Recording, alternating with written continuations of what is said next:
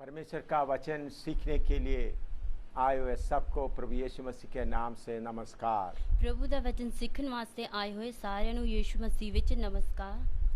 इसके पहले हम सकेत फाटक से प्रवेश करना, तंग मार्ग में चलना, उसके बारे में सीखा है। ਇਹਦੇ ਤੋਂ ਪਹਿਲਾਂ ਅਸੀਂ ਪੀੜੇ ਫਾਟਕ ਵਿੱਚ ਵੜਨਾ ਅਤੇ ਤੰਗ ਮਾਰਗ ਵਿੱਚ ਚੱਲਣਾ ਉਹਦੇ ਬਾਰੇ ਸਿੱਖਿਆ ਆ।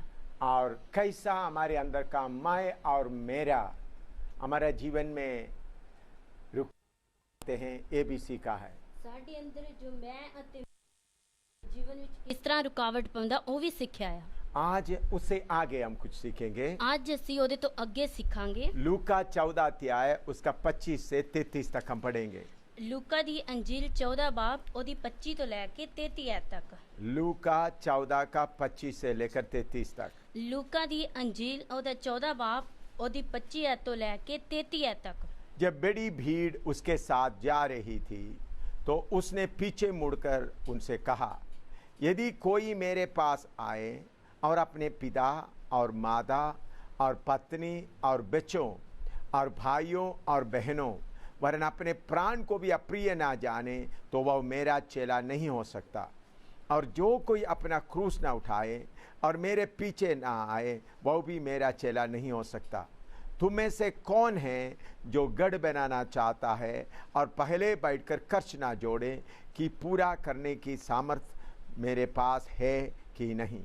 कहीं ऐसा ना हो कि जब वह नींव डाल ले पर तैयार ना कर सके तो सब देखने वाले यह कहकर उसे टट्टों में उड़ाने लगे, यह मनुष्य बनाने तो लगा पर तैयार ना कर सका।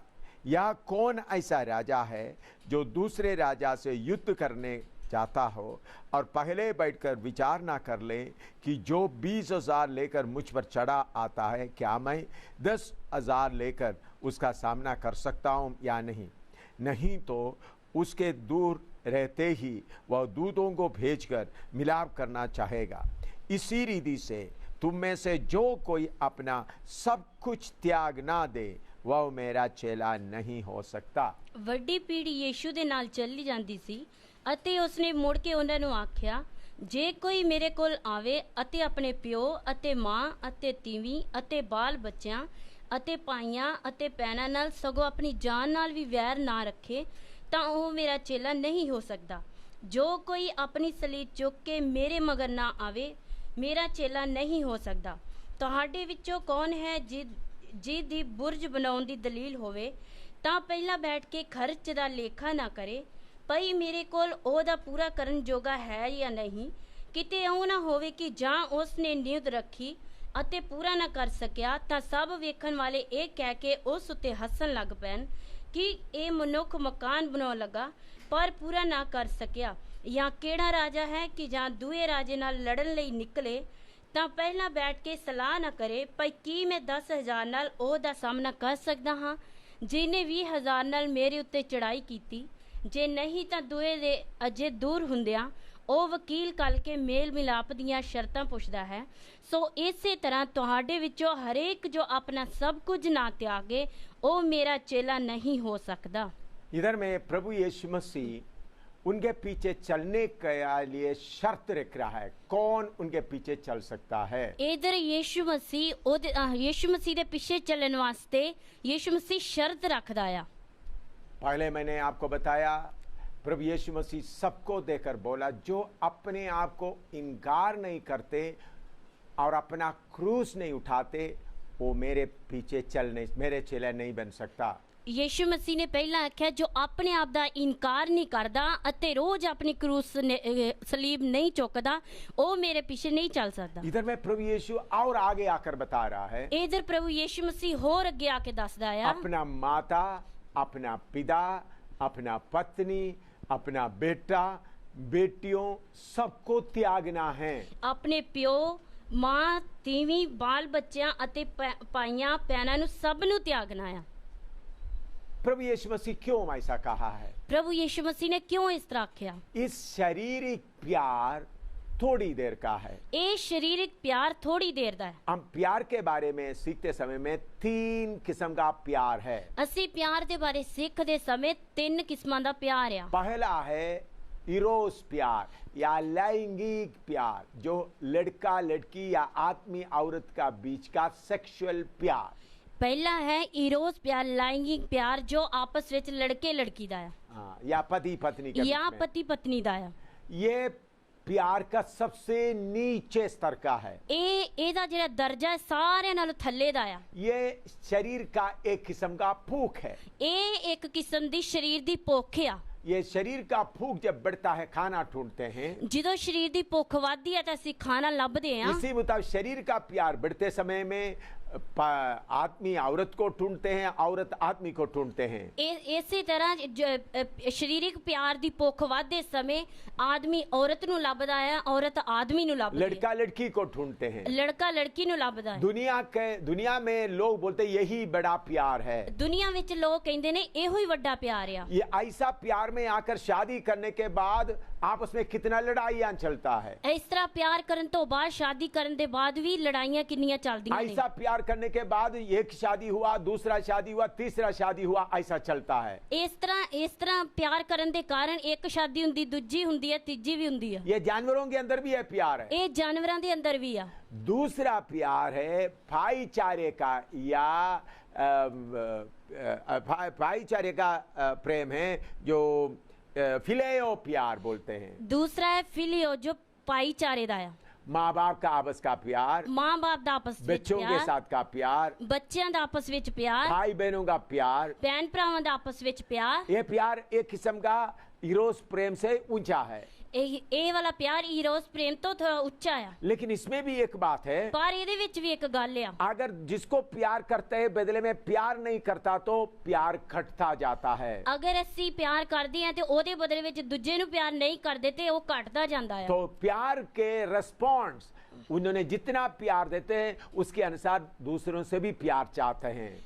ਪਿਆਰ ਕਰਨ ਦਾ ਮਤਲਬ ਜਿੰਨਾ ਅਸੀਂ ਦੂਜਿਆਂ ਕੋਲ ਲੈਣਾ ਤੁਹਾਨੂੰ ਵੀ ਦੇਣਾ ਪਊਗਾ। हाँ, ऐसा नहीं देगा तो प्यार घटता जाता है। ਅਗਰ ਇਸ ਤਰ੍ਹਾਂ ਨਹੀਂ ਕਰਾਂਗੇ ਤਾਂ ਪਿਆਰ ਘਟਦਾ ਜਾਵੇਗਾ। आपको इसलिए घर में बेटा माँ बाप बीच में लड़ाई होता है। ਇਸ ਲਈ ਬੇਟਾ ਮਾਂ-ਬਾਪ ਦੇ ਵਿੱਚ ਵੀ ਲੜਾਈਆਂ ਹੁੰਦੀਆਂ ਨੇ। तीसरा प्यार है अगापे प्यार, ਤੀਜਾ ਪਿਆਰ ਆ ਅਗਾਪੇ ਪਿਆਰ, परमेश्वर का प्यार। ਪਰਮੇਸ਼ਰ ਦਾ ਪਿਆਰ। इस प्यार का कोई अट्रैक्शन नहीं है, ਇਸ ਪਿਆਰ ਦਾ ਕੋਈ ਅਟਰੈਕਸ਼ਨ ਨਹੀਂ ਆ, कोई रिस्पॉन्स का जरूरत नहीं है। ਕਿ ਕਿਸੇ ਰਿਸਪੌਂਸ ਦੀ ਜ਼ਰੂਰਤ ਨਹੀਂ ਆ। अगर प्यार करने, जिसको आप प्यार करते हैं बदले में प्यार नहीं किया तो आपको कोई चिंता नहीं होता। ਅਗਰ ਤੁਸੀਂ ਜਿਹਨੂੰ ਪਿਆਰ ਕਰਦੇ ਹੋ ਉਹਦੇ ਬਦਲੇ ਉਹਨੇ ਤੁਹਾਨੂੰ ਨਹੀਂ ਪਿਆਰ ਕੀਤਾ ਤੇ ਉਹਦੇ ਬਾਰੇ ਕੋਈ ਚਿੰਤਾ ਨਹੀਂ आप ਹੁੰਦੀ। प्यार के एक भंडार बन जाता है, ਤੁਸੀਂ ਇੱਕ ਪਿਆਰ ਦੇ ਭੰਡਾਰ ਬਣ ਜਾਂਦੇ ਹੋ। आपसे प्यार बहता रहेगा।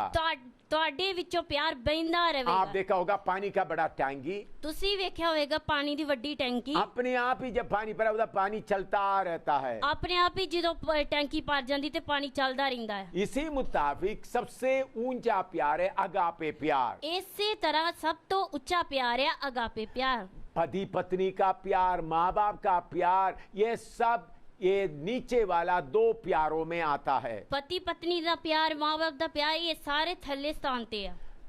बोलते हैं मैं फलाना को नहीं छोड़ूंगा, ਉਹ ਕਹਿੰਦੇ ਆ ਮੈਂ ਫਲਾਣੇ ਨੂੰ ਨਹੀਂ मेरा ਛੱਡਾਂਗਾ, पत्नी को नहीं छोड़ूंगा, ਮੈਂ ਆਪਣੀ ਪਤਨੀ ਨੂੰ ਨਹੀਂ मेरा ਛੱਡਾਂਗਾ, बाप को नहीं छोड़ूंगा, ਮੈਂ ਆਪਣੇ ਬਾਪ ਨੂੰ ਨਹੀਂ चाहे ਛੱਡਾਂਗਾ। दुनिया में कुछ भी हो जाए। ਚਾਹੇ ਦੁਨੀਆ ਵਿੱਚ ਕੁਝ ਵੀ ਹੋ ਜੇ, लेकिन जब मौत आता है ਪਰ ਜਦੋਂ ਮੌਤ ਹੁੰਦੀ ਆ छोड़ देना पड़ता है। ਛੱਡਣਾ ਪੈਂਦਾ ਵਾ। बोलते हैं मैं किसी हाल से नहीं छोड़ूंगा, ਕਹਿੰਦੇ ਆ ਕਿ ਅਸੀਂ ਕਿਸੇ ਵੀ ਹਾਲਤ मेरा ਵਿੱਚ ਨਹੀਂ पति को ਛੱਡਾਂਗੇ, छोड़कर मैं कहीं नहीं जाएगा। ਮੈਂ ਆਪਣੇ ਪਤੀ ਨੂੰ ਛੱਡ ਕੇ ਕਿਤੇ ਨਹੀਂ ਜਾਵਾਂਗੀ। लेकिन जब मौत आएगा ਪਰ ਜਦੋਂ ਮੌਤ ਆਵੇਗੀ खत्म हो जाता है। ਖਤਮ ਹੋ ਜਾਂਦਾ ਹੈ। वही पति को ले जाकर जला देता है, ਉਸੇ ਪਤੀ ਨੂੰ ਲੈ ਕੇ ਜਾ ਕੇ ਸਾੜ ਦਿੰਦੇ ਆ वो या दफन कर देता है। ਜਾਂ ਦਫਨ ਕਰਦੇ ਆ। इस दोनों प्यार, इरोस प्यार, फिलोयो प्यार का अंत होता है। ਇਰੋਸ ਪਿਆਰ, ਫਿਲੀਓ ਪਿਆਰ ਦਾ ਅੰਤ ਹੁੰਦਾ ਆ। लेकिन अगापे प्यार जो परमेश्वर के तरफ से मनुष्य के अंदर डाला हुआ प्यार में कोई अंत नहीं होता। ਲੇਕਿਨ ਪਰਮੇਸ਼ਰ ਦੀ ਵੱਲੋਂ ਜੋ ਅਗਾਪੇ ਪਿਆਰ ਆ ਉਹਦੇ ਵਿੱਚ ਕੋਈ ਅੰਤ ਨਹੀਂ ਹੁੰਦਾ। परमेश्वर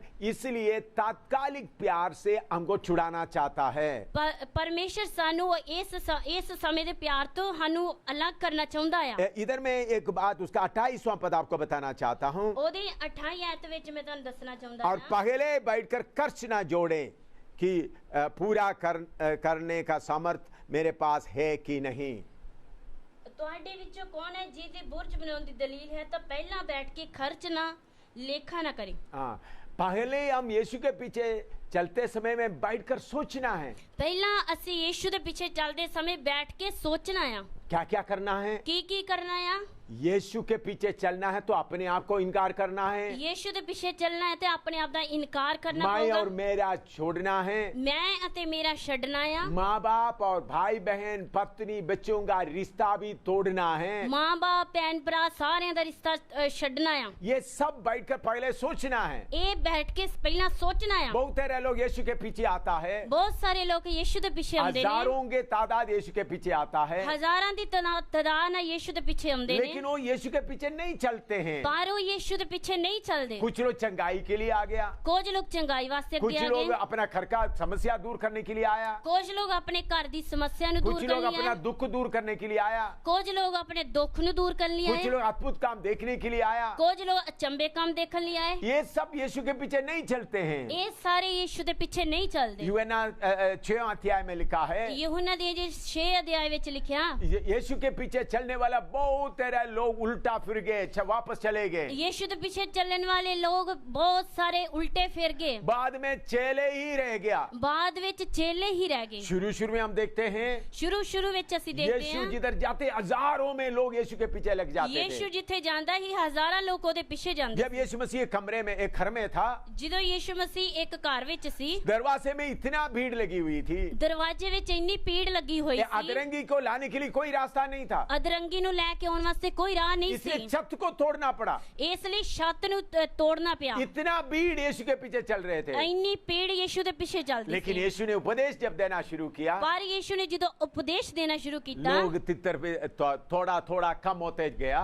ਲੋਕ ਹੌਲੀ ਹੌਲੀ ਕਰਕੇ ਛੱਡਦੇ ਗਏ। बाद में सिर्फ चेले लोग ही रह गए। ਬਾਅਦ ਵਿੱਚ ਸਿਰਫ ਚੇਲੇ ਲੋਕ ਹੀ ਰਹਿ ਗਏ। फिर यीशु ने बोला, तुम क्यों मुझे छोड़कर नहीं जाते? ਪ੍ਰਭੂ ਯੀਸ਼ੂ ਨੇ ਆਖਿਆ ਤੁਸੀਂ ਮੈਨੂੰ ਕਿਉਂ ਨਹੀਂ ਛੱਡ ਕੇ ਜਾਂਦੇ। तुम्हारे पास जीवन का वचन है, आपको छोड़कर हम कहां जाएं? ਤੁਹਾਡੇ ਕੋਲ ਜੀਵਨ ਦਾ ਵਚਨ ਆ, ਅਸੀਂ ਤੈਨੂੰ ਛੱਡ ਕੇ ਕਿੱਥੇ तो ਜਾਈਏ। आज कलीसिया में हम बहुत लोगों को देते हैं, ਅੱਜ ਅਸੀਂ ਕਲੀਸਿया ਵਿੱਚ ਬਹੁਤ ਲੋਕਾਂ ਨੂੰ वो ਵੇਖਦੇ ਹਾਂ। सब सिय्योन में नहीं जाएगा। ਉਹ ਸਾਰੇ ਸਿਯੋਨ ਵਿੱਚ ਨਹੀਂ जो ਜਾਣਗੇ। यीशु के वचन के अनुसार चलेगा वो ही जाएगा। ਜੋ ਯੀਸ਼ੂ ਦੇ ਵਚਨ ਦੇ ਅਨੁਸਾਰ ਚੱਲੇਗਾ ਉਹ ਹੀ ਜਾਏਗਾ। सब बपतिस्मा लिया हुआ लोग सिय्योन में नहीं जाएगा। ਸਾਰੇ ਬਪਤਿਸਮਾ ਲਏ ਹੋਏ ਲੋਕ ਸਿਯੋਨ ਵਿੱਚ ਨਹੀਂ सब ਜਾਣਗੇ। अन्य भाषा बोलने वाला सिय्योन में नहीं जाएगा। ਸਾਰੇ ਗੈਰ ਜ਼ਬਾਨ ਬੋਲਣ ਵਾਲੇ ਸਿਯੋਨ ਵਿੱਚ ਨਹੀਂ ਜਾਣਗੇ। वो ही जाएगा जो वचन के अनुसार जीवन बिताता है। ਉਹ ਹੀ ਜਾਏਗਾ ਜਿਹੜਾ ਵਚਨ ਦੇ ਅਨੁਸਾਰ ਜੀਵਨ ਨੂੰ ਬਤੀਤ इधर ਕਰਦਾ इधर ਹੈ। यीशु क्या बोलता है? ਇਧਰ ਯੀਸ਼ੂ ਕੀ ਬੋਲਦਾ ਹੈ? अपने माँ बाप, अपने भाई बहन, अपना बेटे बेटी, सब कुछ को त्याग नहीं देता, वो मेरा चेला नहीं बन सकता। ਆਪਣੇ ਮਾਂ-ਬਾਪ ਬੇਟੇ ਬੇਟੀਆਂ ਨੂੰ ਜੋ ਤਿਆਗ ਨਹੀਂ ਦਿੰਦਾ ਉਹ ਮੇਰਾ ਚੇਲਾ ਨਹੀਂ ਹੋ अभी ਸਕਦਾ। मत्ती 10 का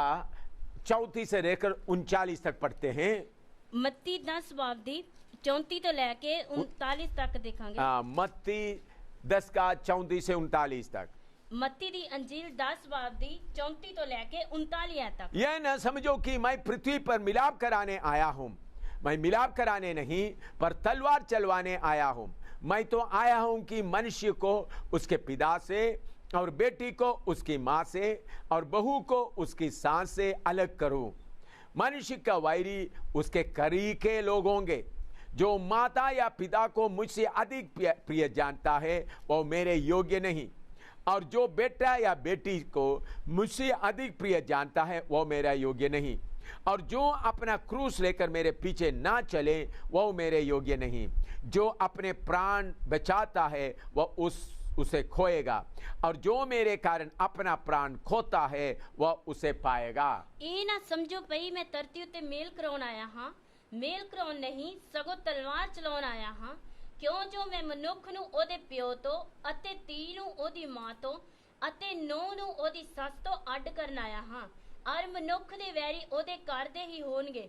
ਜੋ ਕੋਈ ਪਿਓ ਜਾਂ ਮਾਂ ਨੂੰ ਮੇਰੇ ਨਾਲੋਂ ਵੱਧ ਪਿਆਰ ਕਰਦਾ ਹੈ ਮੇਰੇ ਯੋਗ ਨਹੀਂ, ਅਤੇ ਜੋ ਕੋਈ ਪੁੱਤਰ ਜਾਂ ਧੀ ਨੂੰ ਮੇਰੇ ਨਾਲੋਂ ਵੱਧ ਪਿਆਰ ਕਰਦਾ ਹੈ ਮੇਰੇ ਯੋਗ ਨਹੀਂ, ਅਤੇ ਜੋ ਕੋਈ ਆਪਣੀ ਸਲੀਬ ਚੁੱਕ ਕੇ ਮੇਰੇ ਮਗਰ ਨਾ ਤੁਰੇ ਮੇਰੇ ਯੋਗ ਨਹੀਂ। ਜਿਸ ਕਿਸੇ ਨੇ ਆਪਣੀ ਜਾਨ ਲੱਭ ਲਈ ਉਹ ਉਸ ਨੂੰ ਗਵਾਵੇਗਾ ਅਤੇ ਜਿਸ ਕਿਸੇ ਨੇ ਮੇਰੇ ਲਈ ਆਪਣੀ ਜਾਨ ਗਵਾਈ ਉਹ ਉਸ ਨੂੰ ਲੱਭ ਲਵੇਗਾ। इधर में यीशु का कठिन उपदेश हम देख रहे हैं। ਇਧਰ ਅਸੀਂ ਯੀਸ਼ੂ ਦਾ ਕਠਿਨ ਉਪਦੇਸ਼ ਦੇਖਦੇ ਹਾਂ। यीशु क्या बोल रहा है? ਯੀਸ਼ੂ ਕੀ ਕਹਿੰਦਾ ਹੈ? मैं मिलाप करवाने नहीं आया हूँ, ਮੈਂ ਮਿਲਾਪ ਕਰਾਉਣ ਨਹੀਂ ਆਇਆ, मैं शांति देने नहीं आया हूँ, ਮੈਂ ਤੁਹਾਨੂੰ ਸ਼ਾਂਤੀ ਦੇਣ ਨਹੀਂ ਆਇਆ, बल्कि मैं तलवार चलाने आया हूँ। ਪਰ ਮੈਂ ਤੁਹਾਡੇ ਵਿੱਚ ਤਲਵਾਰ ਚਲਾਉਣ ਆਇਆ ਹਾਂ। और उसके 36 में प्रथम मनुष्य की वैरी उसके करी के लोग होंगे। ਮਨੁੱਖ ਦੇ ਵੈਰੀ ਉਹਦੇ ਘਰ ਦੇ ਹੀ ਲੋਕ ਹੋਣਗੇ। मनुष्य का वैरी उसके करी के लोग होंगे। ਮਨੁੱਖ ਦੇ ਵੈਰੀ ਉਹਦੇ ਘਰ ਦੇ ਹੀ ਲੋਕ ये ਹੋਣਗੇ। वचन सुनते समय आपको बहुत बुरा लगेगा। ਇਹ ਵਚਨ ਸੁਣਦੇ ਤੁਹਾਨੂੰ ਬਹੁਤ ਬੁਰਾ ਲੱਗੇਗਾ। आप सोचेगा फिर यीशु के पीछे चलने से क्या फायदा है? ਤੁਸੀਂ ਕਹੋਗੇ ਫਿਰ ਯੀਸ਼ੂ ਦੇ ਪਿੱਛੇ ਚੱਲਣ ਵਿੱਚ ਕੀ ਫਾਇਦਾ हम ਹੈ? इसलिए प्रार्थना करते हैं हमारा घर का झगड़ा खत्म हो जाए। ਅਸੀਂ ਇਸ ਲਈ ਪ੍ਰਾਰਥਨਾ ਕਰਦੇ ਹਾਂ ਕਿ ਸਾਡੇ ਘਰ ਦਾ ਝਗੜਾ ਖਤਮ पति ਹੋ ਜਾਏ। पत्नी बेटे बेटियों के बीच में झगड़ा चल रहा है, ਪਤੀ ਪਤਨੀ ਬੇਟੇ ਬੇਟੀਆਂ ਵਿੱਚ ਝਗੜਾ ਚੱਲਦਾ यीशु के ਹੈ। पास आकर प्रार्थना करते हैं, ਯੀਸ਼ੂ ਦੇ ਕੋਲ ਆ ਕੇ ਪ੍ਰਾਰਥਨਾ प्रभु ਕਰਦੇ यीशु ਹਾਂ, हमारे घर का झगड़ा खत्म कर दो, ਪ੍ਰਭੂ ਯੀਸ਼ੂ ਸਾਡੇ ਘਰ ਦਾ ਝਗੜਾ ਖਤਮ ਕਰ पति ਦੇ। पत्नी का झगड़ा खत्म कर दो, ਪਤੀ ਪਤਨੀ ਦਾ ਝਗੜਾ ਖਤਮ ਕਰ बेटे ਦੇ। बेटियों का झगड़ा खत्म कर दो। ਬੇਟੇ ਬੇਟੀਆਂ ਦਾ ਝਗੜਾ ਖਤਮ ਕਰ ਦੇ। प्रभु यीशु क्या बोलेगा? ਪ੍ਰਭੂ ਯੀਸ਼ੂ ਕੀ ਕਹੇਗਾ? क्या मत्ती 10 का 34 से लेकर तुमने पढ़ा है? ਕੀ ਮੱਤੀ 10 ਬਾਦੀ 34 ਤੋਂ ਲੈ ਕੇ 39 ਤੱਕ ਪੜਿਆ ਆ? उसमें क्या लिखा है? ਉਹਦੇ ਵਿੱਚ ਕੀ मैं ਲਿਖਿਆ? शांति देने नहीं आया हूँ, ਮੈਂ ਸ਼ਾਂति ਦੇਣ ਨਹੀਂ ਆਇਆ, तलवार चलाने आया हूँ। ਤਲਵਾਰ ਚਲਾਉਣ ਆਇਆ। घर के लोग ही वैरी होंगे। ਘਰ ਦੇ ਲੋग ही वैरी होंगे। ये सुनते समय आपको बहुत बुरा लगेगा। ਇਹ ਸੁਣਦੇ ਸਮੇਂ ਤੁਹਾਨੂੰ ਬਹੁਤ ਬੁਰਾ और ਲੱਗੇਗਾ। आगे थोड़ा सा और सुन लीजिएगा। ਹੁਣ ਥੋੜਾ ਅੱਗੇ ਸੁਣ ਲਈਏ। लूका 12 का 51 से लेकर 53 तक पढ़ेंगे। ਲੂਕਾ ਦੀ ਅੰਜੀਲ 12 ਬਾਬ ਦੀ 51 ਤੋਂ ਲੈ ਕੇ 53 ਤੱਕ। लूका 12 का 51 से लेकर 53 तक पढ़ेंगे। ਲੂਕਾ ਦੀ ਅੰਜੀਲ 12 ਬਾਬ ਦੀ 51 ਤੋਂ ਲੈ ਕੇ 53 ਤੱਕ। क्या तुम समझते हो कि मैं पृथ्वी पर मिलाप कराने आया हूं? मैं तुमसे कहता हूं नहीं, वरन अलग कराने आया हूं, क्योंकि अब से एक घर में 5 जन आपस में विरोध रखेंगे, 3 2 से और 2 3 से, पिता पुत्र से और पुत्र पिता से विरोध रखेंगे, माँ बेटी से और बेटी माँ से, सास बहू से और बहू सास से विरोध रखेगी। ਕੀ ਤੁਸੀਂ ਸਮਝਦੇ ਹੋ ਭਈ ਮੈਂ ਧਰਤੀ ਉੱਤੇ ਮੇਲ ਕਰਾਉਣ ਆਇਆ ਹਾਂ? ਮੈਂ ਤੁਹਾਨੂੰ ਆਖਦਾ ਹਾਂ ਨਹੀਂ ਸਗੋਂ ਜੁਦਾਈ, ਕਿਉਂਕਿ ਇਦੋਂ ਅੱਗੇ ਇੱਕ ਘਰ ਦੇ 5 ਵਿੱਚ ਜੁਦਾਈ ਹੋਵੇਗੀ, ਤਿੰਨਾਂ ਦੋਹਾਂ ਦੇ ਅਰ 2 ਤਿੰਨਾਂ ਦੇ ਵਿਰੋਧ ਅੱਡੋ ਅੱਡ ਹੋਣਗੇ, ਅਰਥਾਤ ਪਿਓ ਪੁੱਤਰ ਦੇ ਵਿਰੋਧ ਅਰ ਪੁੱਤਰ ਪਿਓ ਦੇ ਵਿਰੋਧ, ਮਾਂ ਧੀ ਦੇ ਵਿਰੋਧ ਅਰ ਧੀ ਮਾਂ ਦੇ ਵਿਰੋਧ, ਸੱਸ ਆਪਣੀ ਨੌਂ ਦੇ ਵਿਰੋਧ ਅਰ ਨੌਂ ਸੱਸ ਦੇ ਵਿਰੋਧ। ये प्रभु यीशु मसीह का असली उपदेश है। ਇਹ ਪ੍ਰਭੂ ਯੀਸ਼ੂ ਮਸੀਹ ਦਾ ਅਸਲੀ ਉਪਦੇਸ਼ ਹੈ। आजकल इस बातों को कोई ध्यान नहीं देता। ਅੱਜ ਕੱਲ ਇਹਨਾਂ ਗੱਲਾਂ ਨੂੰ ਕੋਈ ਧਿਆਨ ਨਹੀਂ ਦਿੰਦਾ। ऊपर ऊपर से प्यार से प्रेम से घर चलाने का वचन ही मिलता है। ਉੱਪਰ ਉੱਪਰ ਪਿਆਰ ਪਿਆਰ ਨਾਲ ਪਿਆਰ ਨਾਲ ਸਹੀ ਵਚਨ ਚਲਾਉਂਦਾ, ऊपर ऊपर से बोल देता है, ਉੱਪਰ ਉੱਪਰ ਬੋਲ ਦਿੰਦਾ ਹੈ, सही वचन नहीं बोलते हैं। ਸਹੀ ਵਚਨ ਨਹੀਂ ਬੋਲਦੇ। पत्नी को गुस्सा नहीं कराना, ਪਤਨੀ ਨੂੰ ਗੁੱਸਾ ਨਹੀਂ ਕਰਾਉਣਾ, पति को गुस्सा नहीं कराना, ਪਤੀ ਨੂੰ ਗੁੱਸਾ ਨਹੀਂ ਕਰਾਉਣਾ, मेल करके चले। ਮੇਲ ਕਰਕੇ ਚੱਲੀਏ। लेकिन इधर यीशु क्या बोलता है? ਪਰ ਇਧਰ ਯੀਸ਼ੂ ਕੀ ਕਹਿੰਦਾ मैं ਹੈ? लड़ाई डालने आया हूँ, ਮੈਂ ਲੜਾਈ ਕਰਵਾਉਣ ਆਇਆ, मैं जुदा करवाने आया हूँ, ਮੈਂ ਜੁਦਾਈ ਪਾਉਣ ਆਇਆ, अलग करवाने आया हूँ। ਅਲੱਗ ਕਰਵਾਉਣ ਆਇਆ ਆ। इसके साथ एक बात और बताना चाहता हूँ। ਇਸ ਦੇ ਨਾਲ ਇੱਕ ਗੱਲ ਹੋਰ ਦੱਸਣਾ ਚਾਹੁੰਦਾ मत्ती ਹਾਂ। 13 अध्याय उसका 44 पद पढ़ेंगे। ਮੱਤੀ 13 ਬਾਬ ਦੀ 44 ਆਇਤ ਦੇਖਾਂਗੇ। मैथ्यू 13:44, मत्ती 13 का 44। ਮੱਤੀ 13 ਬਾਬ ਦੀ 44 ਆਇਤ। स्वर्ग का राज्य खेत में छिपे हुए धन के समान है, जिसे किसी मनुष्य ने पाया और छिपा दिया, और मारे आनंद जाकर अपना सब कुछ बेच दिया और उस खेत को मोल ले लिया। स्वर्ग ਦਾ ਰਾਜ ਉਸ ਧਨ ਵਰਗਾ ਹੈ ਜਿਹੜਾ ਖੇਤ ਵਿੱਚ ਲੁਕਾਇਆ ਹੋਇਆ ਸੀ, ਜਿਸ ਨੂੰ ਇੱਕ ਮਨੁੱਖ ਨੇ ਲੱਭ ਕੇ ਲੁਕਾ ਰੱਖਿਆ, ਅਤੇ ਖੁਸ਼ੀ ਦੇ ਮਾਰੇ ਉਹਨੇ ਜਾ ਕੇ ਆਪਣਾ ਸਭ ਕੁਝ ਵੇਚ ਦਿੱਤਾ ਅਤੇ ਉਸ ਖੇਤ ਨੂੰ ਮੁੱਲ ਲੈ ਲਿਆ।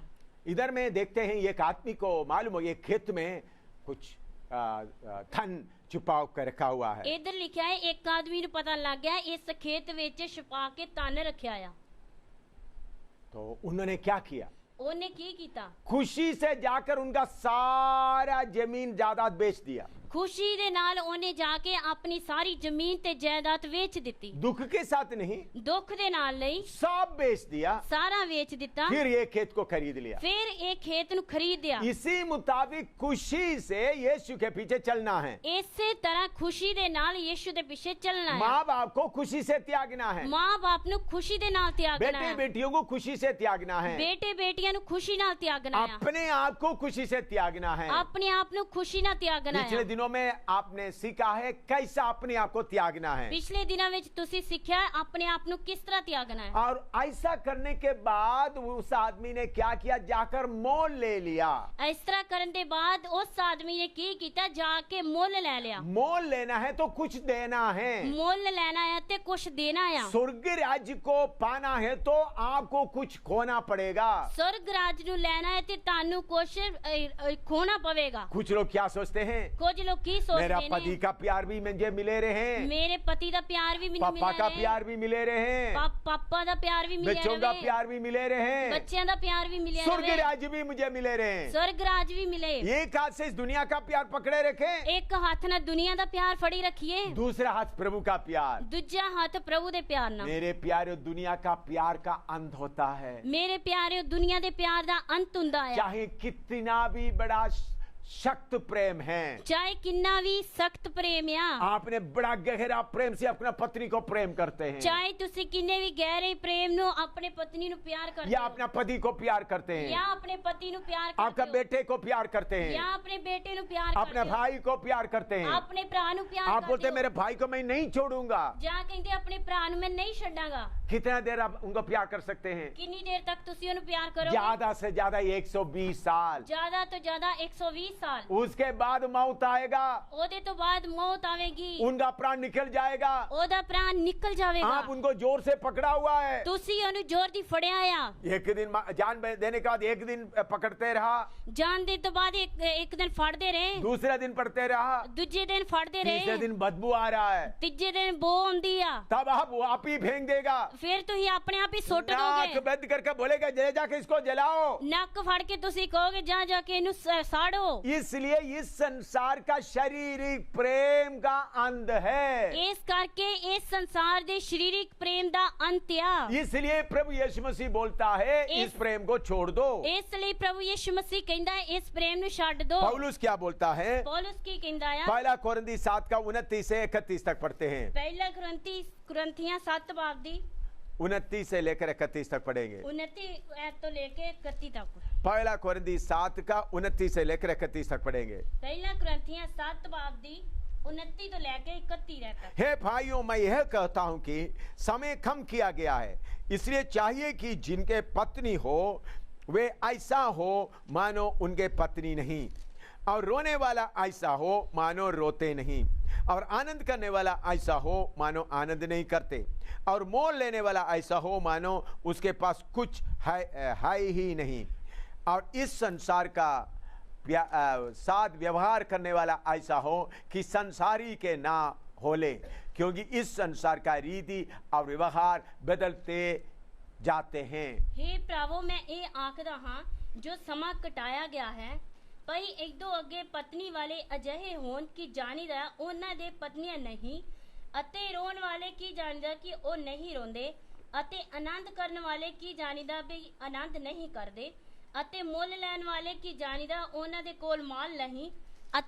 ਅਤੇ ਸੰਸਾਰ ਨੂੰ ਵਰਤਣ ਵਾਲੇ ਕੀ ਜਾਣੀਦਾ ਐਦੋਂ ਵੱਧ ਕੇ ਵਰਤਦੇ, ਕਿਉਂ ਜੋ ਇਸ ਸੰਸਾਰ ਦਾ ਰੰਗ ਟੰਗ ਬੀਤਦਾ ਜਾਂਦਾ ਹੈ। इधर में पौलुस कहता है समय कम किया गया है। इधर पौलुस कहता है समा कटाया गया है। करीबन 2000 साल पहले पौलुस बोलते समय कम किया गया है। तकरीबन 2000 साल पहला पौलुस कहता समा कटाया गया। अभी पौलुस बोलेगा तो क्या बोलेगा? हुन पौलुस कहेगा तो की कहेगा? समय बिल्कुल है ही नहीं। समा बिल्कुल है ही नहीं। उन्होंने क्या बोलता है? वो की बोलता है? जिसको पत्नी है ऐसा हो, मुझे पत्नी है ही नहीं। जिदी पत्नियां हो इतना समझे मेरी पत्नी नहीं है। जितने पास धन दौलत है और ऐसा सोचे मेरे पास कुछ भी है ही नहीं। और जिन्ने को धन दौलत है वो इतना सोचे मेरे को है ही नहीं। जिन्होंने खरीदा है वो सोचे मैं कुछ खरीदा नहीं। जेड़े खरीदे वो इतना सोचे मैं खरीदा ही क्यों नहीं। ये संसार की सारी चीजें जाती रहे, क्योंकि इस संसार ये सारी चीजें जांदियां ने। आपका शरीर को ही संबंध होता है। ताड़े शरीर नु ही संबंध हुंदा है। वो शरीर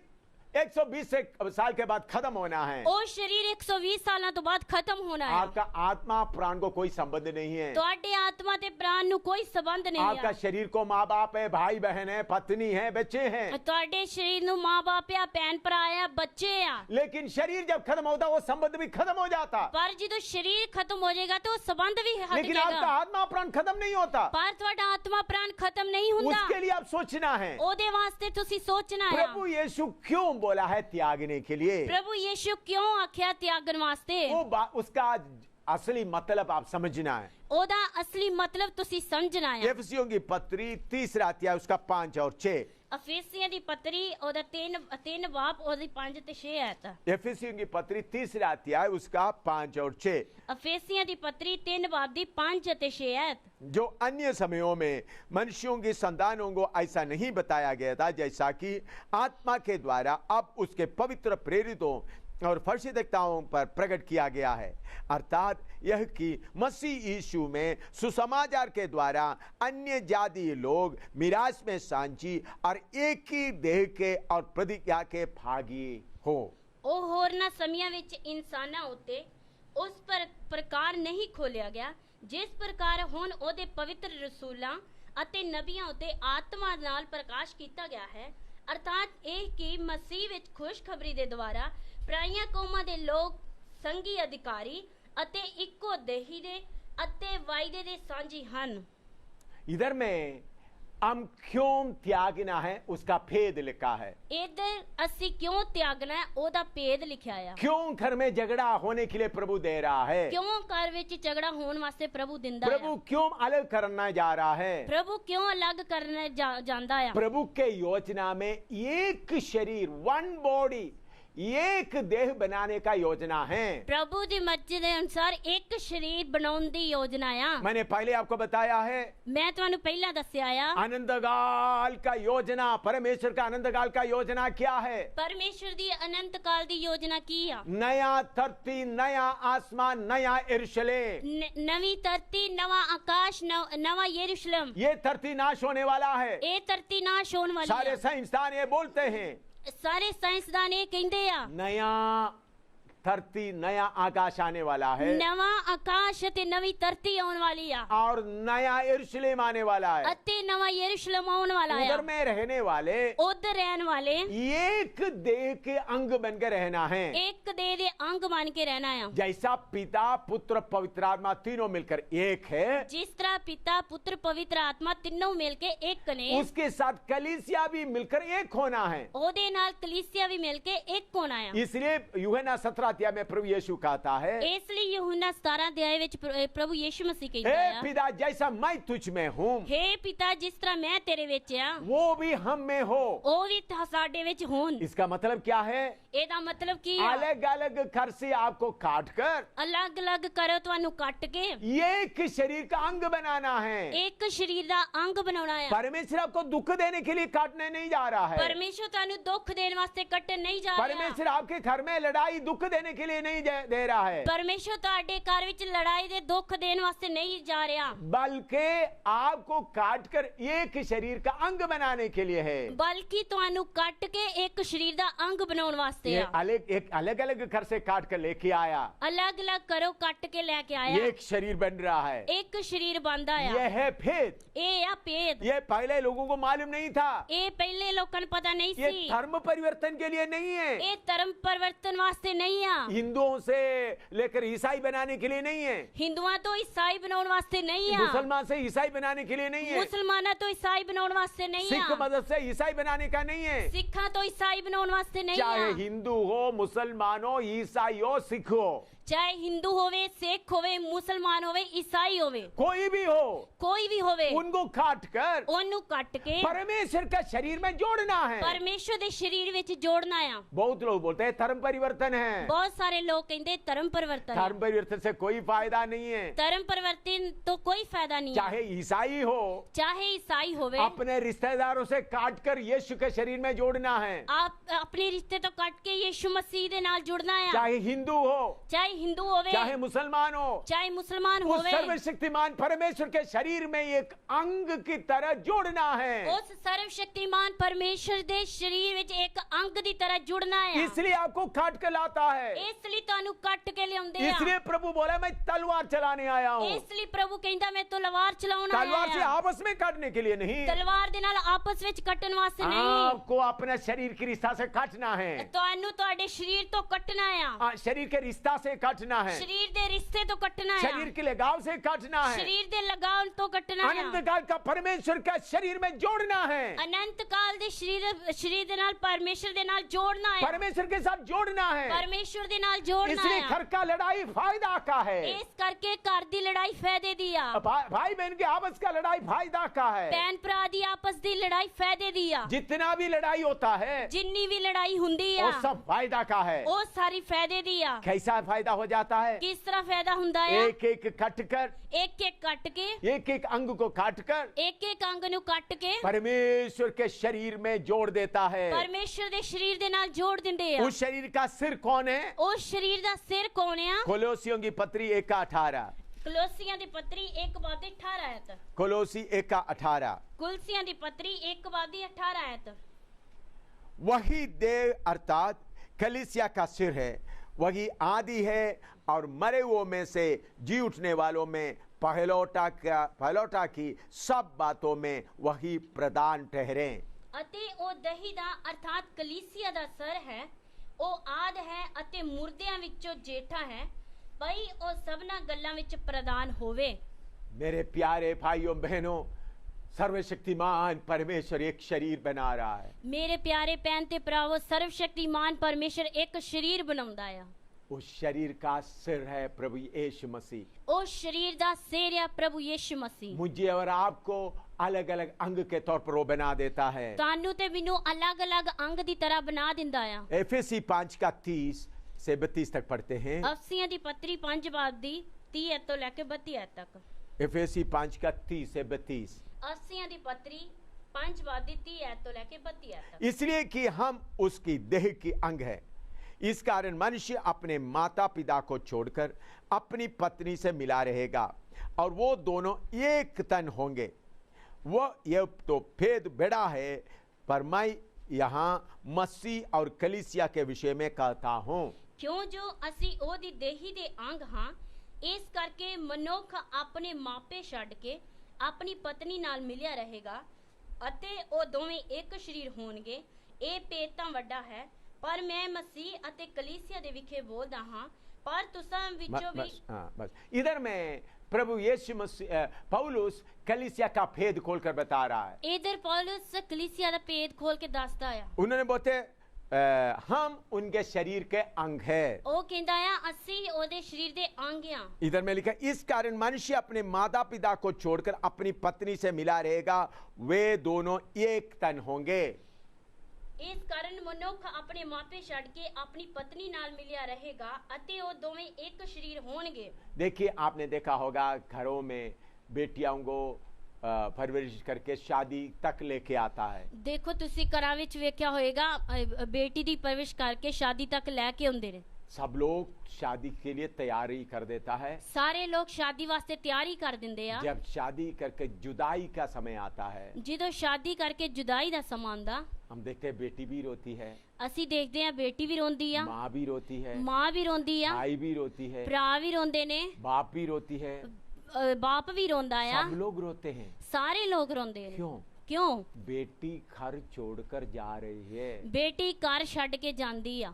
घर छोड़कर पति के घर में जा रहा है। घर छड़ के अपने पति दे घर जांदी आ। अभी तक माँ बाप के साथ मिला रहा, हुण तक माँ बाप दे नाल मिली रही और भाई बहनों के साथ मिला रहा, अते भैन भरावां नाल मिली अभी रही। ये घर छोड़ रहा है। एक घर छड़ दी आ। अभी पति के शरीर में पति के साथ एक होकर रहने जा रहा है। अपने पति दे नाल एक होके रहन जा रही है। इसलिए दुख होता है। इसलिए दुख हुंदा है। इसी मुताबिक इसी तरह हम अलग अलग धर्म के लोग, असी अलग अलग धर्म धर्म दे लोग, अलग भाषा बोलने वाला लोग, अलग अलग भाषा बोलने वाले लोग, पढ़े लिखे हो अनपढ़ हो, पढ़े लिखे हो अनपढ़ हो, अमीर हो गरीब हो, अमीर होन गरीब होन, ये इस दुनिया का शरीर छोड़कर ए दुनिया दा शरीर छड्ड के यीशु मसीह के साथ एक शरीर होने के लिए जा रहा है। यीशु मसीह दे नाल एक शरीर होने वास्ते जा रहे हैं। उसी के बारे में इधर मैं लिखा है, मैं भेद के तौर पर लिख रहा हूँ। उसी दे बारे इधर लिखा है कि मैं भेद दे तौर ते लिखदा आ। हम उसकी देह के अंग है, असी ओदी देह दे अंग आ। और इसके साथ पहला कोरिन्थी 12 का 12 और 13 पढ़ते हैं। पहला कुरिन्थी 12 दी 12 से 13 आयत। पहला कोरिन्थी 12 का 12 और 13। पहला कुरिन्थी 12 बाब दी 12 ते 13 आयत। पहला कोरिन्थी 12 अध्याय का 12 और 13। पहला कुरिन्थियां 12 बाब दी 12 ते 13 आयत। क्योंकि जिस प्रकार देह तो एक है और उसके अंग बहुत से हैं, और उस एक देह के सब अंग बहुत होने पर भी सब मिलकर एक ही देह हैं, उसी प्रकार मसीह भी। क्योंकि हम सब ने क्या यहूदी हो क्या यूनानी, क्या दास हो क्या स्वतंत्र, एक ही आत्मा के द्वारा एक देह होने के लिए बपतिस्मा लिया, और हम सबको एक ही आत्मा पिलाया गया।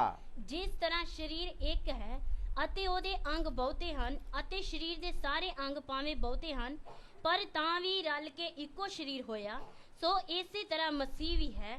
ਕਿਉਂ ਜੋ ਅਸਾਂ ਸਭ ਨੇ ਕੀ ਯਹੂਦੀ ਕੀ ਯੂਨਾਨੀ ਕੀ ਗੁਲਾਮ ਕੀ ਆਜ਼ਾਦ ਇੱਕ ਸਰੀਰ ਬਣਨ ਲਈ ਇੱਕੋ ਆਤਮਾ ਨਾਲ ਬਪਤਿਸਮਾ ਦਿੱਤਾ ਗਿਆ, ਅਤੇ ਅਸਾਂ ਸਭਨਾਂ ਨੂੰ ਇੱਕ ਆਤਮਾ ਪਿਲਾਇਆ ਗਿਆ।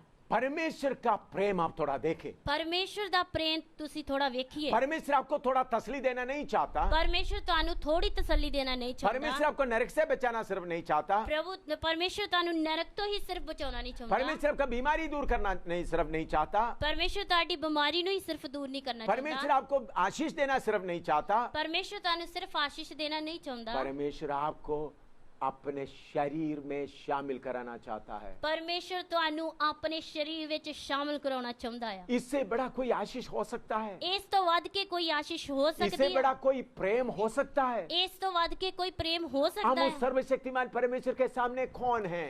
असी सर्वशक्तिमान परमेश्वर के सामने कौन है?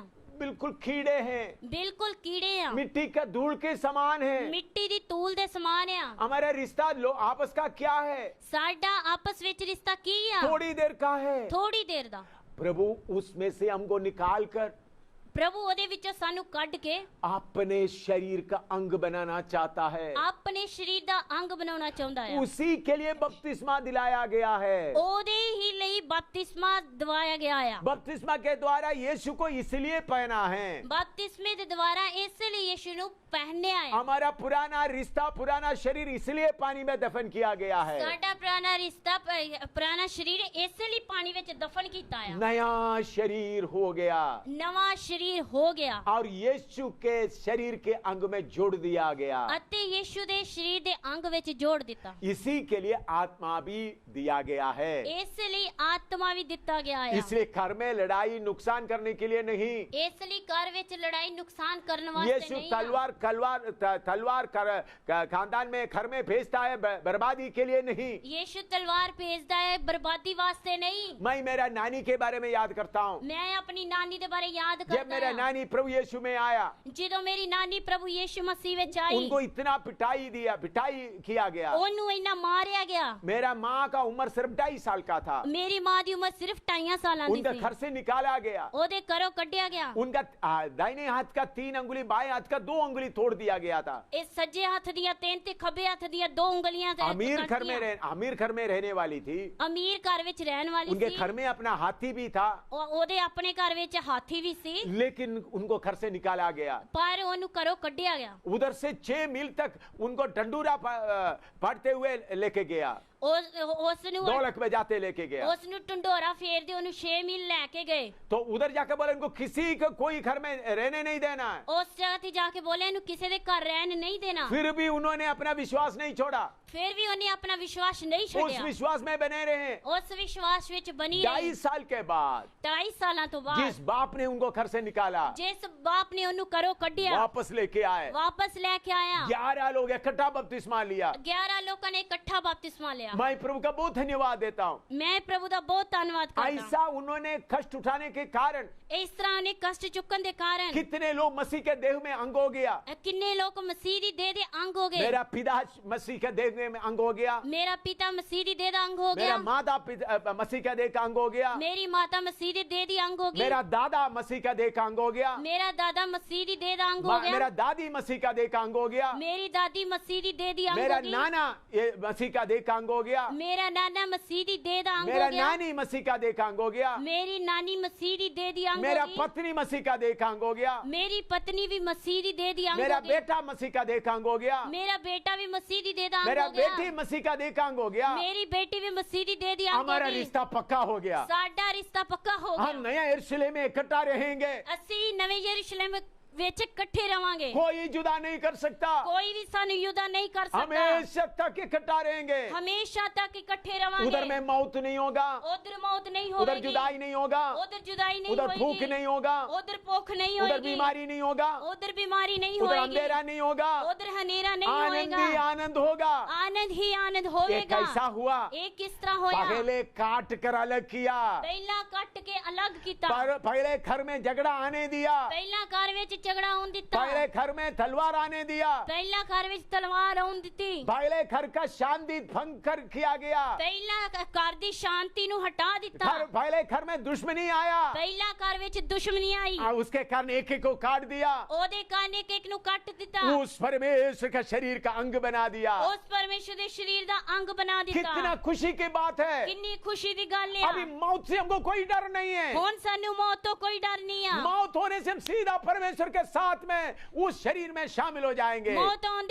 ਮੌਤ ਆ ਜਾਵੇਗੀ ਤੇ ਅਸੀਂ ਸਿੱਧੇ ਉਸ ਸਰੀਰ ਦੇ ਨਾਲ ਪ੍ਰਵੇਸ਼ ਕਰ ਜਾਾਂਗੇ। इतना बड़ा आशीष प्रभु ने आपके लिए रखा है। ਇੰਨੀ ਵੱਡੀ ਆਸ਼ੀਸ਼ ਪ੍ਰਭੂ ਨੇ ਤੁਹਾਡੇ ਵਾਸਤੇ ਰੱਖੀ ਆ। रोमी 12 का 4 और 5 पढ़ते हैं। ਰੋਮੀਆਂ 12 ਦੀ 4 ਤੇ 5 ਐਤ ਦੇਖਾਂਗੇ। रोमी 12 का 4 और 5। ਰੋਮੀਆਂ 12 ਦੀ 4 ਤੇ 5 ਐਤ ਦੇਖਾਂਗੇ। क्योंकि जैसे हमारी एक देह में बहुत से अंग हैं और सब अंगों का एक ही सा काम नहीं, वैसा ही हम जो बहुत है मसीह में एक देह होकर आपस में एक दूसरे के अंग है। ਜਿਵੇਂ ਇੱਕ ਸਰੀਰ ਵਿੱਚ ਢੇਰ ਸਾਰੇ ਅੰਗ ਹਨ ਪਰ ਸਾਰਿਆਂ ਅੰਗਾਂ ਦਾ ਇੱਕੋ ਹੀ ਕੰਮ ਨਹੀਂ, ਤਿਵੇਂ ਅਸੀਂ ਜੋ ਢੇਰ ਸਾਰੇ ਹਾਂ ਮਸੀਹ ਵਿੱਚ ਮਿਲ ਕੇ ਇੱਕ ਸਰੀਰ ਹਾਂ ਔਰ ਇੱਕ ਇੱਕ ਕਰਕੇ ਇੱਕ ਇੱਕ ਦੂਏ ਦੇ ਅੰਗ ਹਾਂ। देखिए हम सब मिलकर आपस में अंग है। ਅਸੀਂ ਸਾਰੇ ਮਿਲ ਕੇ ਆਪਸ ਵਿੱਚ ਅੰਗ ਆ। ये बहुत आनंद की बात है। ਇਹ ਬੜੇ ਆਨੰਦ ਦੀ ਗੱਲ ਆ। मैंने टीम में देखा है, ਮੈਂ ਟੀਮ ਵਿੱਚ ਵੇਖਿਆ ਆ, कलीसिया में देखा है, ਕਲੀਸਿया ਵਿੱਚ ਵੇਖਿਆ, संस्थाओं में देखा है। ਸੰਸਥਾ ਵਿੱਚ ਵੇਖਿਆ। झगड़ा जलन वगैरह बहुत चलता है। ਝਗੜਾ ਜਲਨ ਵਗੈਰਾ ਬਹੁਤ ਚੱਲਦੀ टीम ਆ। के अंदर भी झगड़ा चलता है। ਟੀਮ ਦੇ ਅੰਦਰ ਵੀ ਝਗੜਾ ਚੱਲਦਾ ਆ। हमारा टीम के अंदर भी झगड़ा चलता है। ਸਾਡੀ ਟੀਮ ਦੇ ਅੰਦਰ ਵੀ ਝਗੜਾ ਚੱਲਦਾ ਆ। ਕਿਉਂ? एक देह बनने का भेद अच्छी तरह समझ में नहीं आता। ਇੱਕ ਦੇਹ ਬਣਨ ਦਾ ਭੇਦ ਚੰਗੀ ਤਰ੍ਹਾਂ ਸਮਝ ਨਹੀਂ ਆਉਂਦਾ। क्यों समझ में नहीं आता? ਕਿਉਂ ਸਮਝ ਨਹੀਂ ਆਉਂਦਾ? मैं और मेरा छोड़ने के लिए तैयार नहीं। ਮੈਂ ਤੇ ਮੇਰਾ ਛੱਡਣ ਵਾਸਤੇ ਤਿਆਰ ਨਹੀਂ ਆ। आपको समझाने के लिए मैं बताता हूँ। ਤੁਹਾਨੂੰ ਸਮਝਾਉਣ ਵਾਸਤੇ ਮੈਂ ਕਹਿੰਦਾ ਆ। सिर में ठंड लगा है, ਸਿਰ ਵਿੱਚ ਠੰਡ ਲੱਗੀ ਆ। एक टोपी सिर में रख दिया, ਇੱਕ ਟੋਪੀ ਸਿਰ ਤੇ ਪਾਈ। तब हाथ बोलता है ਫਿਰ ਹੱਥ ਕਹਿੰਦਾ ਆ। हाँ सिर को टोपी लगा, मुझे नहीं दिया।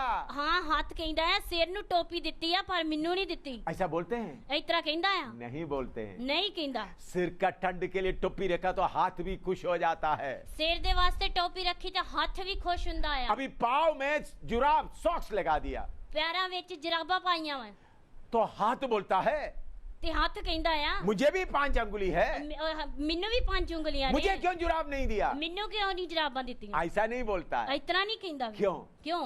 एक ही देह का अंग है। ਇੱਕੋ ਦੇਹ ਦਾ ਅੰਗ ਆ। पाँव को जुराब लगा दिया तो हाथ को भी अच्छा लगता है। ਪੈਰਾਂ ਨੂੰ ਜਰਾਬਾਂ ਲਾ ਦਿੱਤੀਆਂ ਤੇ ਹੱਥਾਂ ਨੂੰ ਵੀ ਵਧੀਆ ਲੱਗਦਾ ਹੈ। अभी समझ लो एक बाल्टी भारी बाल्टी ले पानी लेके आता है, ਹੁਣ ਸਮਝ ਲਓ ਤੁਸੀਂ ਇੱਕ ਬਾਲਟੀ ਪਾਣੀ ਨਾਲ ਭਰੀ ਲੈ ਕੇ ਆਉਂਦੇ ਹੋ। वो एक हाथ से मुश्किल से उठा के आ रहा है, ਇੱਕ ਹੱਥ ਨਾਲ ਮੁਸ਼ਕਿਲ ਨਾਲ ਚੁੱਕ ਕੇ ਲੈ ਕੇ दूसरे हाथ क्या बोलता है? ਦੂਜਾ ਹੱਥ ਕੀ मैं ਕਹਿੰਦਾ? सो जाऊंगा, ਮੈਂ ਸੋ ਜਾਵਾਂਗਾ। तुम्हारा ड्यूटी है, ਤੇਰੀ ਡਿਊਟੀ ਆ, तुम करो। ਤੂੰ ਹੀ ਕਰ। ऐसा बोलता है? इतरा कहंदा वा नहीं, नहीं, ये एक हाथ बुलाता ने भी नहीं है, एक हाथ बुलाਉਂਦਾ ਵੀ ਨਹੀਂ ਆ, दूसरा हाथ जाकर हम दोनों उठाते हैं। ਦੂਜਾ ਹੱਥ ਜਾ ਕੇ ਕਹਿੰਦਾ ਅਸੀਂ ਦੋਵੇਂ ਚੁੱਕਨੇ ਆ। ये है एक शरीर का अंग। ਇਹ ਆ ਇੱਕ ਸਰੀਰ ਦੇ ਅੰਗ। ऐसा टीम में होगा तो कितना आनंद होगा। ਇਸ ਤਰ੍ਹਾਂ ਟੀਮ ਵਿੱਚ ਹੋਵੇਗਾ ਤਾਂ ਕਿੰਨਾ ਆਨੰਦ ਹੋਵੇਗਾ। लेकिन मैं और मेरा होने के कारण ਪਰ ਮੈਂ ਤੇ ਮੇਰਾ ਹੋਣ ਦੇ ओ, ਕਾਰਨ पानी लेने वाला उठा तो मैं सोता रहूंगा। ਪਾਣੀ ਲੈ ਕੇ ਚੁੱਕਣ ਵਾਲਾ ਚੁੱਕੇ ਮੈਂ ਸੌਂਦਾ ਰਵਾਂਗਾ। ऐसा नहीं होता। ਇਸ ਤਰ੍ਹਾਂ ਨਹੀਂ ਹੁੰਦਾ। मान लो इस अंगुली में दर्द आ गया, ਮੰਨ ਲਓ ਇਸ ਉਂਗਲੀ ਵਿੱਚ ਪੀੜ ਹੋ ਗਈ, बहुत दर्द हो गया, ਬੜੀ ਦਰਦ ਹੁੰਦੀ ये ਆ। अंगुली बोलते तुम आराम कर लो। ਇਹ ਉਂਗਲੀ ਕਹਿੰਦੀ ਆ ਤੁਸੀਂ ਆਰਾਮ ਕਰ, ओ, मैं करूंगा। ਮੈਂ ਕਰਾਂਗਾ। टी में क्या बोलता है? ਟੀਮ ਵਿੱਚ ਕੀ ਆਂਦੇ ओ, ਆ? तुमको दर्द हो तो तुमको करना पड़ेगा। ਤੈਨੂੰ ਦਰਦ ਹੁੰਦੀ ਤੈਨੂੰ ਕਰਨਾ ਹੀ ਪਵੇਗਾ। ओ, तुम ऐसा कामचोर बताता है। ਇਹ ਤੂੰ ਇਸ ਤਰ੍ਹਾਂ ਕੰਮ ਚੋਰ ਦੱਸਦਾ ਆ। ओ, पेट में दर्द होता की है? ਢਿੱਡ ਵਿੱਚ ਪੀੜ ਹੁੰਦੀ ਆ ਤੇ ਕੀ ਆ? क्या हो गया? काम करो। ਕੀ ਹੋ ਗਿਆ? ਕੰਮ ਕਰ। क्यों? ਕਿਉਂ?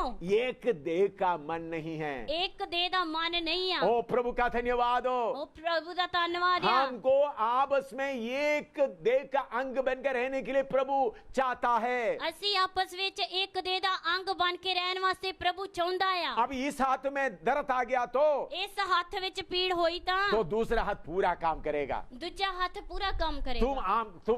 तुम आराम करो। ਤੂੰ ਆਰਾਮ ਕਰ। ये हाथ बुड़बुड़ाता है। ਇਹ ਹੱਥ ਬੁੜਬੁੜਾਉਂਦਾ ਆ। आराम कर रहे, मुझे सारे काम करना पड़ता है। ਹਾਂ ਆਰਾਮ ਕਰਦਾ, ਮੈਨੂੰ ਹੀ ਸਾਰੇ ਕੰਮ ਕਰਨੇ मुझे ਪੈਂਦੇ। सारा काम करना पड़ता है। ਮੈਨੂੰ ਹੀ ਸਾਰੇ ਕੰਮ और ਕਰਨੇ मुझे मालूम है ਪੈਂਦੇ ਆ। जब काम आता है दर्द आ जाता है। ਮੈਨੂੰ ਪਤਾ ਹੈ ਜਦੋਂ ਕੰਮ ਹੁੰਦਾ ਤੇ ਦਰਦ ਹੋਣੀ ਸ਼ੁਰੂ ਹੁੰਦੀ ਆ। वो क्यों ऐसा बोलता है? ਕਿਉਂ ਇਤਨਾ ਬੋਲਦਾ ਆ? ये एक शरीर का अंग नहीं बना, ਇੱਕ ਸਰੀਰ ਦਾ ਅੰਗ ਨਹੀਂ ਬਣਿਆ। किस लिए बपतिस्मा दिया गया है? ਕਾਹਦੇ ਵਾਸਤੇ ਬਪਤਿਸਮਾ ये ਦਿੱਤਾ एक ਗਿਆ? शरीर का अंग बनने के लिए बपतिस्मा दिया गया है। ਇੱਕ ਸਰੀਰ ਦਾ ਅੰਗ ਬਣਨ ਵਾਸਤੇ ਬਪਤਿਸਮਾ ਦਿੱਤਾ क्यों ਗਿਆ। पवित्र आत्मा पिलाया जा रहा है? ਕਿਉਂ ਪਵਿੱਤਰ ਆਤਮਾ ਪਿਆਇਆ ਜਾ ਰਿਹਾ ਆ? ये एक शरीर का अंग बनने के लिए। ਇੱਕ ਸਰੀਰ ਦਾ ਅੰਗ ਬਣਨ आज ਵਾਸਤੇ। कलीसिया में एक शरीर का अंग नहीं, अलग अलग अंग है। ਅੱਜ ਕਲੀਸਿਆ ਵਿੱਚ ਇੱਕ ਸਰੀਰ ਦਾ ਅੰਗ ਨਹੀਂ, ਅਲੱਗ-ਅਲੱਗ वो ਅੰਗ ਹੈ। सब थाली बजाते, गीत गाते, हल्लेलुया बोलते, बस। ਸਾਰੇ ਤਾਲੀ ਵਜਾਉਂਦੇ, ਹਾਲੇਲੂਇਆ ਕਹਿੰਦੇ ਬਸ।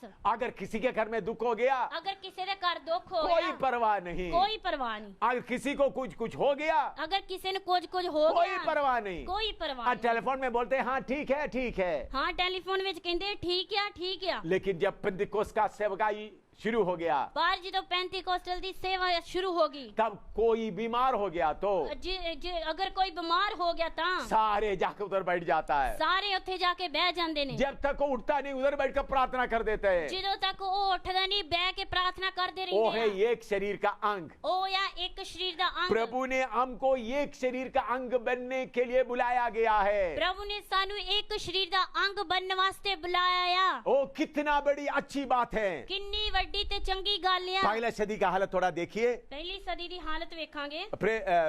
प्रेरितों का काम दूसरा अध्याय, ਰਸੂਲਾਂ ਦੇ ਕਰਤੱਵ 2 ਬਾਬ उसका 44 से लेकर 47 तक पढ़ेंगे। ਉਹਦੀ 44 ਐਤ ਤੋਂ ਲੈ ਕੇ 47 ਤੱਕ। प्रेरितों का काम दूसरा अध्याय 44 से लेकर 47 तक। ਰਸੂਲਾਂ ਦੇ ਕਰਤੱਵ 2 ਬਾਬ ਦੀ 44 से लेकर 44 to 47। 44 ਤੋਂ ਲੈ ਕੇ 47 ਐਤ ਤੱਕ। और सब विश्वास करने वाले इकट्ठा रहते थे और उनको सब वस्तुएं सांचे में थी।